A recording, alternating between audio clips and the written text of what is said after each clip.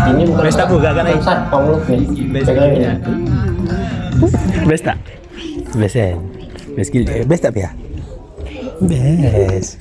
Guys, aku rasa korang patut gila untuk tengok satu cerita ni yang tak ramai orang promote. Cerita dia apa Bu? Agak lain. Agak lain. Sangat underrated. Ya? Mula memang ingatkan macam cerita biasa tapi serius best gila. Best gila. Dia cerita tu semua ada kan? Kelakar ada. Lawak gila. Lawak, nangis. Sedih.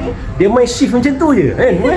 Dalam 2 jam tu memang dia tukar-tukar macam tu. Kau gelak gila-gila kau-kau, lepas tu tiba-tiba kau sedih.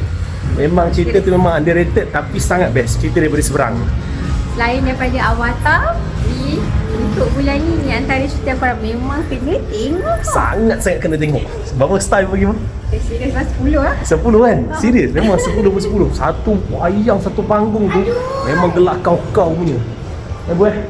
Semua gelak kau-kau Semua gelak kau-kau, nangis pun kau-kau. Memang terbaik. Cerita tu korang memang kena tengok. Dan cerita tu dah tak banyak sangat. Korang pergilah tengok kat wayang-wayang korang yang berdekatan. Cerita agak lain. Memang terbaik.